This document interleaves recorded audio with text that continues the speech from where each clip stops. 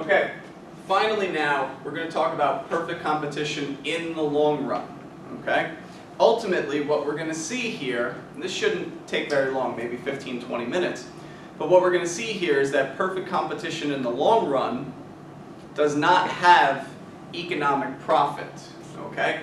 In fact, everyone in perfect competition ends up at the break-even point. Every single producer in perfect competition ultimately ends up at the break-even point on their cost curves. Okay? So here I've labeled two industry.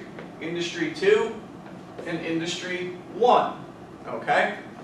And I've also drawn two diagrams for each industry. This is the individual producer. Okay? Right here, this is the individual producer in Industry 1. So, pick a random producer in Industry 1. This is them. Okay? Finally, this is the market for Industry 1. Okay? It's our famous supply and demand curves. Let's pretend for a second that supply curves still exist. Okay? So, this is the market with a downward sloping market demand curve. And this is the individual producer in Industry 1 with the perfectly elastic demand curve, okay, with the perfectly elastic demand curve, and a marginal cost curve, and an average total cost curve, okay? So in this industry, well, we'll get to that in a second. Then here, I've done the same thing for Industry 2. You can think of this as corn and lemonade, or corn and water, okay? In Industry 2, we also have an individual producer and a market demand and supply, okay? In the market, we have our downward sloping demand curve and an upward sloping supply curve, which produces an equilibrium of this price and this quantity, okay?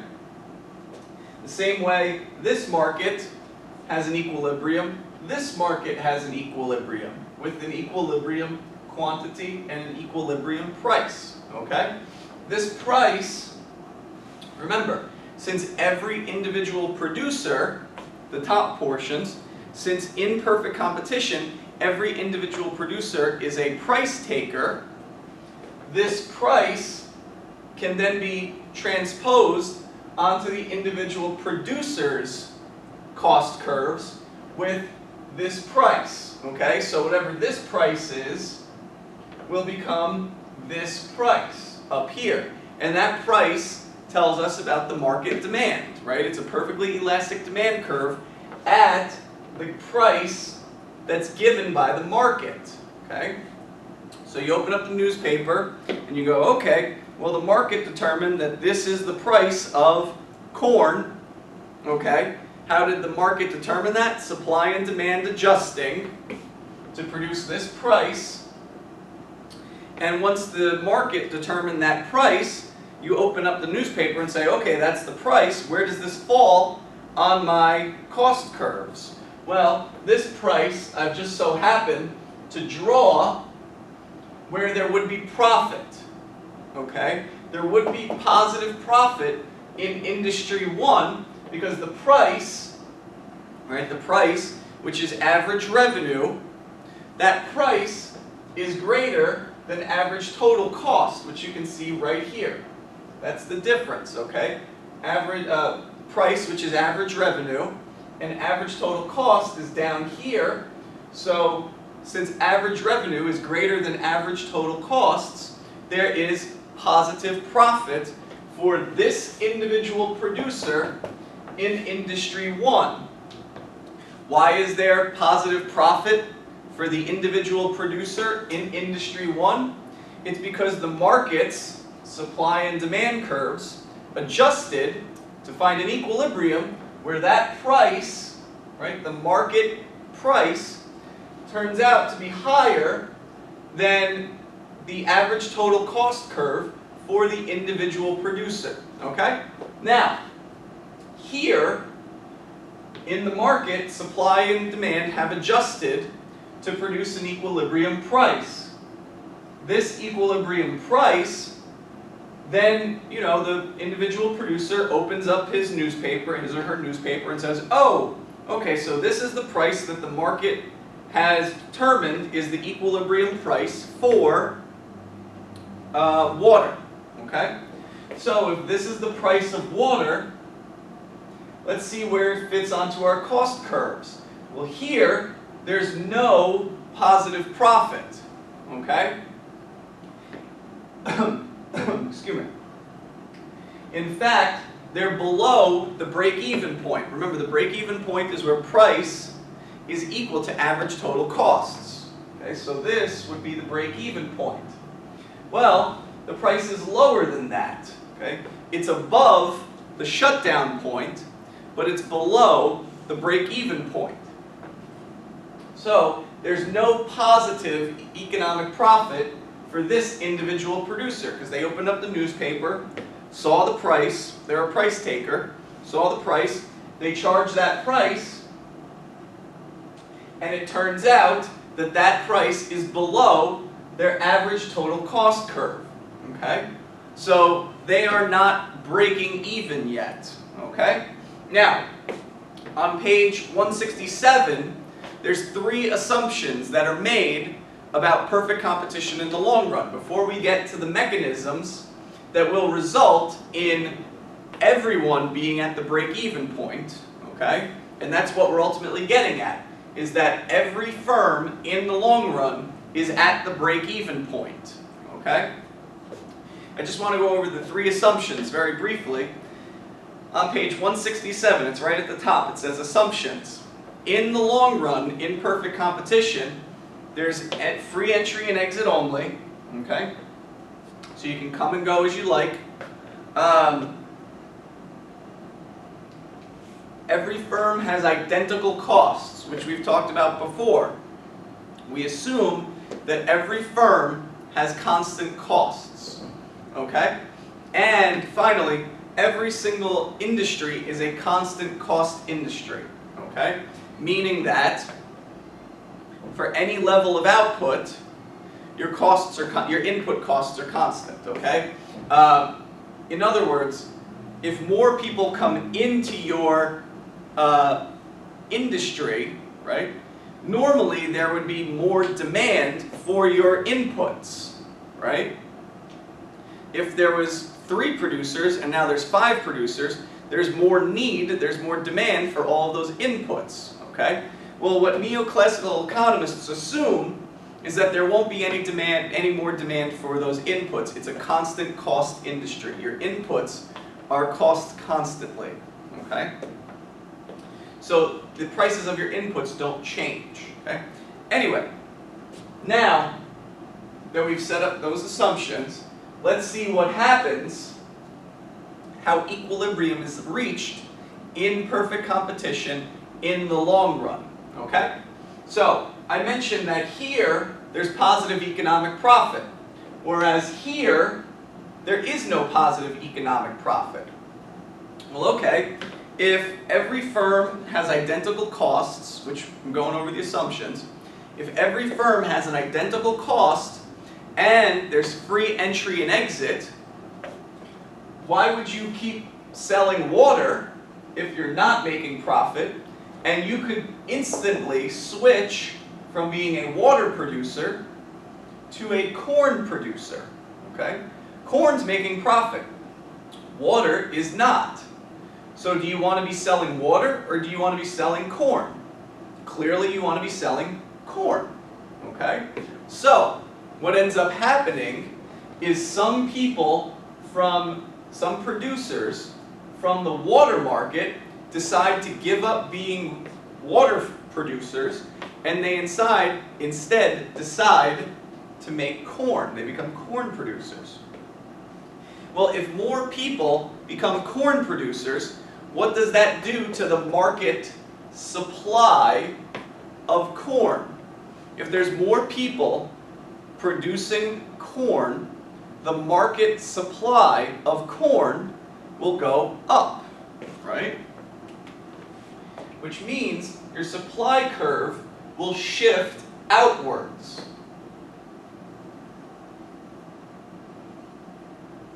to S1. Okay? That means we're going to have a new equilibrium price and quantity.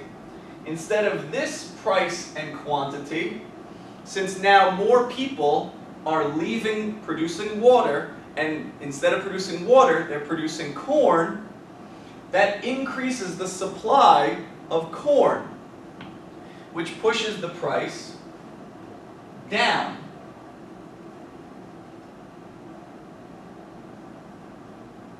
Okay? You have a new price, a lower price. Okay? So maybe with the original supply curve, right, with this price, you open up the newspaper and you say, oh, okay, the price of corn is $2. Okay?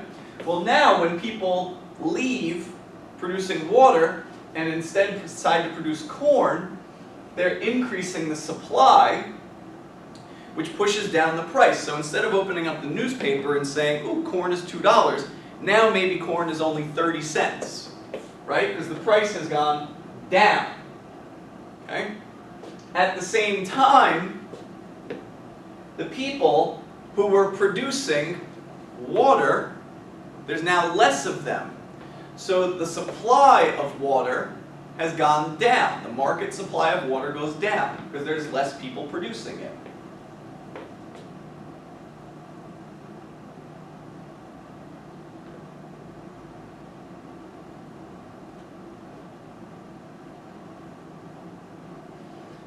And that pushes up the price. Okay? There's less people producing water, so it's more scarce. If something is more scarce, its price goes up. So it goes from P0 to P1. Okay? Now, what do these two price changes, how do they impact the individual producer? Because remember, every single producer has identical costs. That's what we assumed on page 167. Excuse me. So every producer has identical costs. So let's see how these price changes impact our assumption of identical costs. How do they impact the firm? Well, this price went down. Maybe it was P0, but now let's say it drops to P1.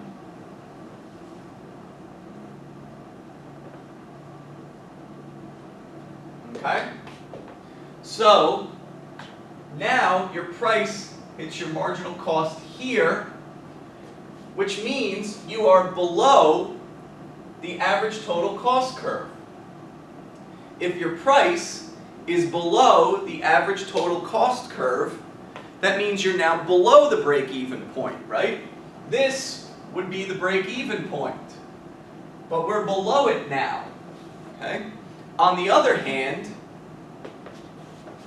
this price increase raised this price maybe to here.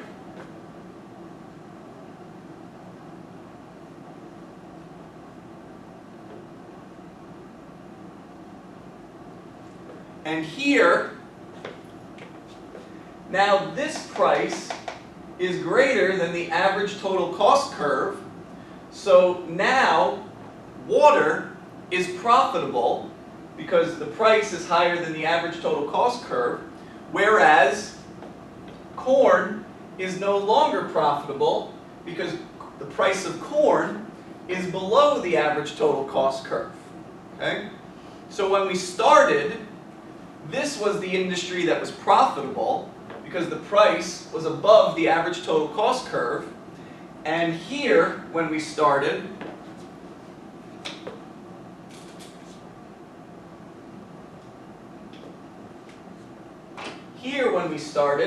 it was unprofitable because the price was below the average total cost curve. Okay? So this was unprofitable. Since this was unprofitable and this was profitable, we had people who left this industry and went into this industry. Why did they do that? Well, it's because there's free entry and exit, and all industries have constant input costs. Okay? So people left this and went to this because this had profit and that did not. Well, when that happened, when people went from water to corn, the supply of water decreased, which pushed the price up. And then when they all decided to start making corn instead of water, the supply of corn increased, which pushed the price down. Okay? So, when those price changes occurred, when this price went up and this price went down, that caused this industry, the water industry,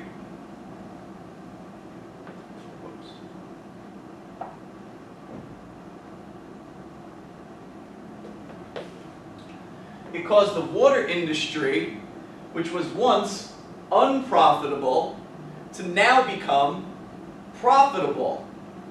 Okay?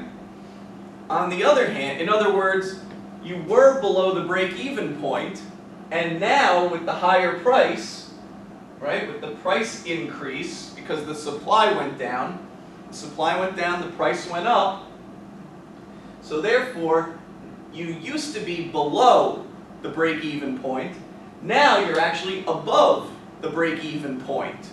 So, what was once unprofitable is now profitable. On the other hand, when everyone went into corn, they lowered the price, which made us go from a situation of profitability, okay? We were profitable here when the price was above the average total cost. Now it's unprofitable because the price is below the average total cost curve. It's below the break-even point, okay? So now, we started off where corn was profitable, water was unprofitable. So people decided to go from water to corn. What that ended up doing was taking this one from profitable to unprofitable because the price went down, and water went from unprofitable to profitable because the price went up. Okay? So now you want to be in water. You don't want to be in corn.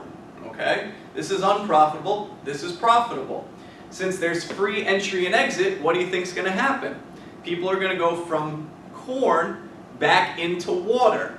So some people are going to stop making corn and they're going to go back into water, which means the supply of corn is going to go down again. Or it's going to go down now.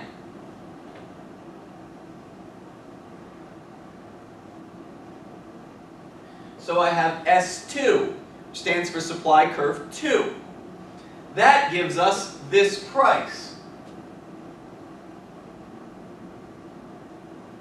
of P2. Okay? So some people, not as many as initially, people jumped from water to corn. Now people are going from corn back to water.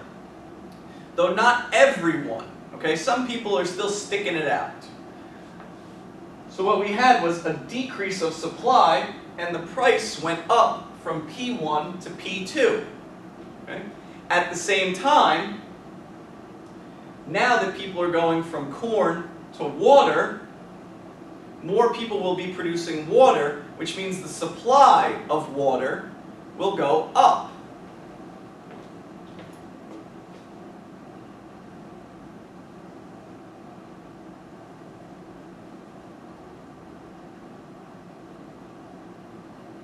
So we have a new supply curve at S2, okay, which gives us a new price for water.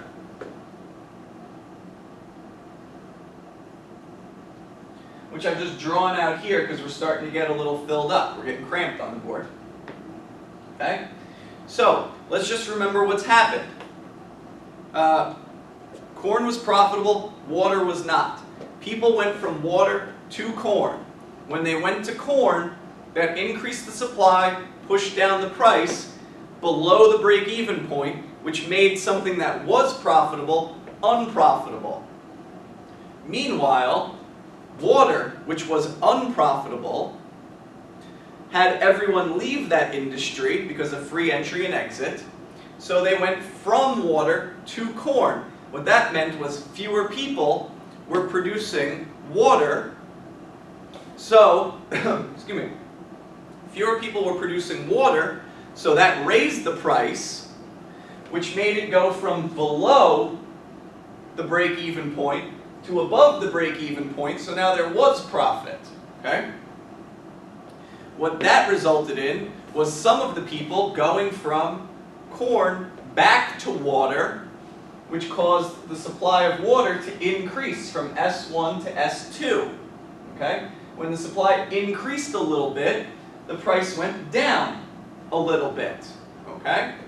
Meanwhile, when some of the people left corn, the supply decreased from S1 to S2, okay? It shifted up to the northwest, which caused the price to go up a little bit from P1 to P2, okay? So now let's look at what these new prices, about what the second prices, have to tell us about our individual producers. Let's just assume this process happens over and over again until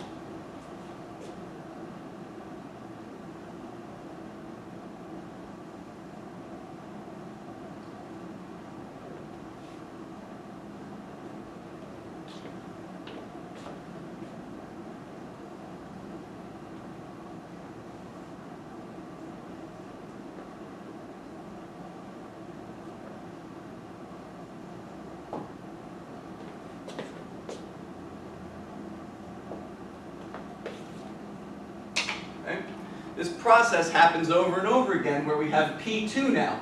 This price has gone down a little bit from P1 to P2, and this price has gone up a little bit from P1 to P2, okay?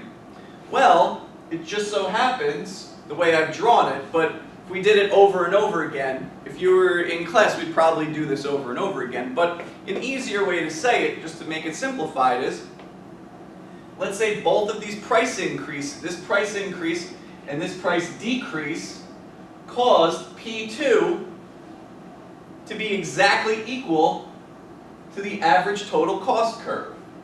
Okay? So our second price, when people decided to go from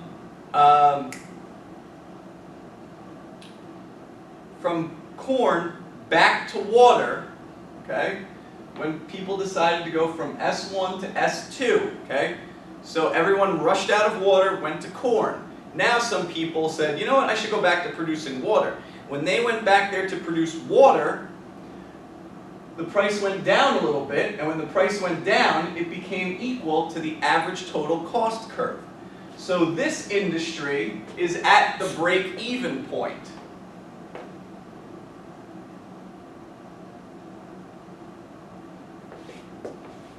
Okay? On the other hand, when some people decided to go from corn to water, that made the supply of corn go down, which means the price went up, right? The supply went down, the price went up, and that price went from P1 to P2. This P2 is also equal to the average total cost curve. So here, we are at the break-even point as well, okay? Now obviously this doesn't happen the second time around, right? It goes P0, P1, P2. It would move in increments. Frankly, people would go back and forth, right? Sort of adjusting supply and demand until there were tiny little movements, right? So there would always be tiny little movements whether or not the price was higher or lower than the average total cost curve, but there would be tiny movements in between your different industries until, and this is where we're ultimately getting at, until in every industry, the price is equal to the average total cost curve. Okay, the price is equal to the average total cost curve. So, the whole thing, what we're getting at here with perfect competition in the long run, in perfect competition, every single industry has its price equal to the average total cost. Okay? Equal to the average total cost curve. Which means, in the long run, every single firm in perfect competition is at the break-even point.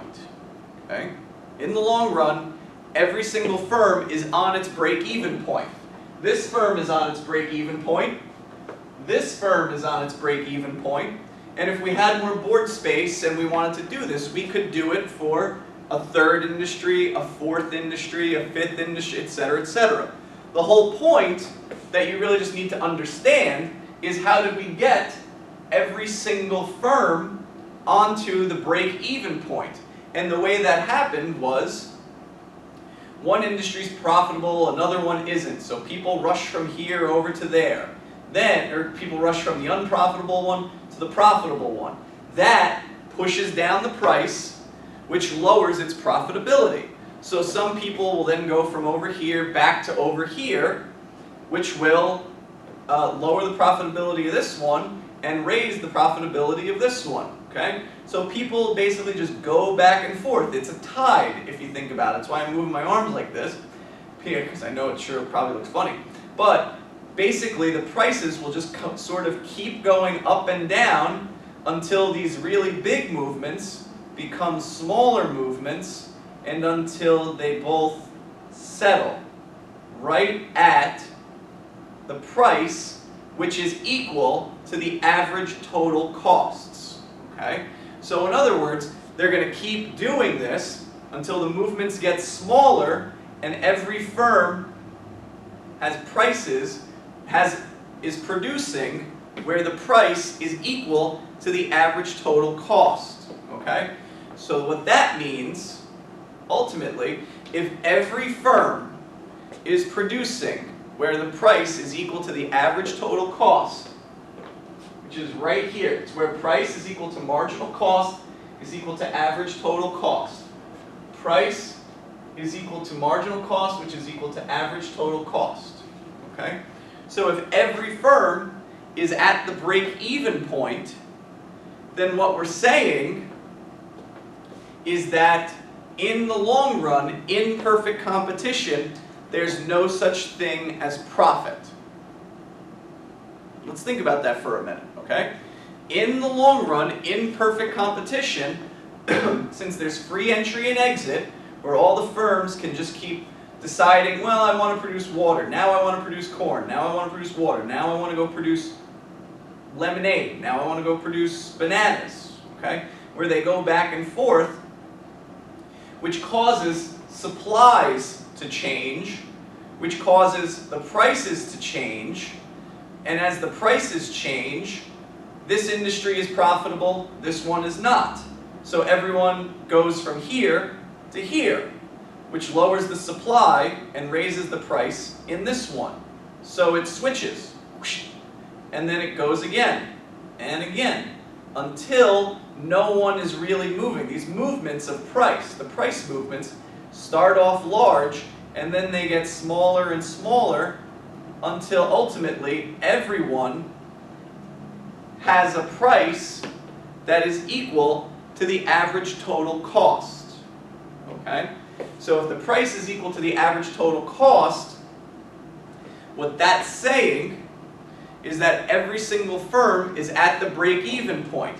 And we know from our earlier discussion that at the break-even point, there's no profit. Okay? The price, well, at the break-even point, your price, which is equal to average revenue, your average revenue is exactly equal to your average total cost. So in other words, the amount of money, on average, you take in per unit of whatever you're selling, your average revenue per water is just enough to cover your variable costs, okay, your labor costs, plus your fixed costs. So, on average, Okay, well, for every firm, your average revenue is just enough to cover your electricity and your labor, right? Average variable cost is labor, and average fixed cost could be thought of as electricity, okay? So, in the long run, in perfect competition, there's no such thing as profit. Your average revenue is just sufficient to cover your average total costs. Let's think about that. In the long run, there's no such thing as profit. Does that really seem realistic? Maybe, maybe not. You know, Microsoft has been quite profitable for a very, very long time, okay? So maybe perfect competition isn't the most relevant thing for the real world, right? These guys are saying there's no such thing as profit in the long run. Well, it seems like there is profit in the long run. So either there's something wrong with perfect competition, or the real world does not follow this model at all, okay? Some industries do, some small ones that don't really affect the economy, but most of the time companies, okay, the companies we know of that make profit, they have been making profit for a long, long time, okay? So maybe we need to figure out a new model of competition, okay? Because perfect competition, which has no profit in the long run, doesn't really seem to be applicable to the real world. So, what do? Well, next time we talk, it'll be next week, we're going to talk about pure monopoly. In pure monopoly, there is profit all the time, okay, in the long run. So, maybe we should start paying more attention to pure monopoly, say, okay? Because it turns out in the real world, there is always profit. But like I said, that's something we're going to talk about next time, okay? I'm going to turn the camera off now, and if you have any questions about this stuff, as always, just feel free to email me, okay? Bye-bye.